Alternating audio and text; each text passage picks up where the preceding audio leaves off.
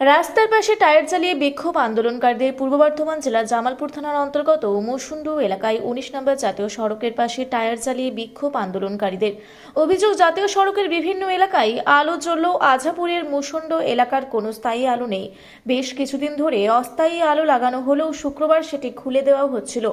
আলো না থাকলে এলাকায় দুর্ঘটনা বাড়বে, চুরি ছিনতাই প্রকোপ বেড়ে যাবে, বাড়বে সমাজবিরোধী কার্যকলাপ। তাই এলাকার মানুষ এক হয়ে শুক্রবার বিক্ষোভ দেখালেন। ঘটনাস্থলে উপস্থিত হয় জামালপুর থানার পুলিশ। পরে লাইট জ্বলবে আশ্বাস দিলে বিক্ষোভ উঠে যায়।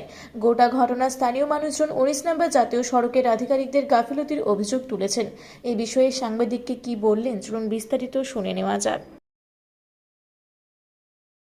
আন্দোলন দেখলাম, কোথাও এনএইচে দেখলাম আপনারা টায়ার জ্বালিয়ে বিক্ষোভ করছেন, কি কারণটা কি?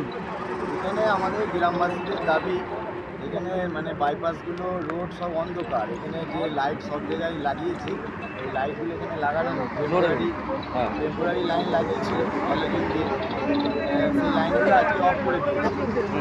এবার এখানে প্রচুর অ্যাক্সিডেন্ট হয়, মানুষ যাতায়াত করে, মাঠ ফাঁকা জায়গা, মানে চিন্তায়ও হয়।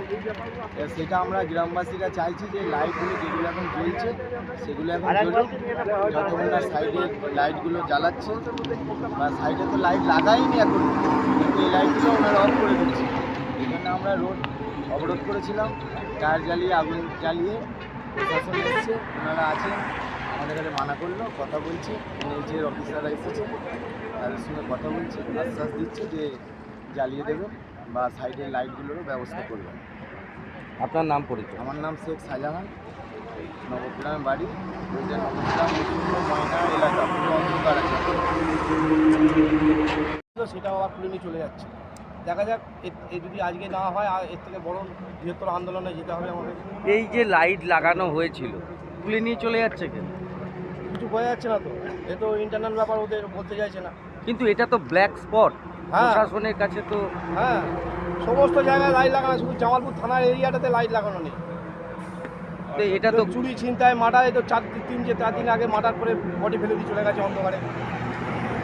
আমাদের সাধারণ নাগরিক, আমাদের অসুবিধা হচ্ছে এর জন্য। কি চাইছেন? আমরা চাইছি সুষ্ঠু মীমাংসা করে লাইটের ব্যবস্থা করে। এনএইচের তরফ থেকে কোনো গুরুত্ব দেওয়া হচ্ছে না, তো গুরুত্ব দেওয়া আছে, বিকেল 5টা থেকে চলছে। আপনার আগে থেকে বলা হয়েছে, তারপরে এটা লাগানো হয়েছে অস্থায়ীভাবে, তো আবার খুলে চলে যাচ্ছে। আপনার নাম? আমার নাম জয়দেব সিং। জামালপুর থেকে আশিস কুমার ঘোষের রিপোর্ট, রূপসী বাংলা মিডিয়া।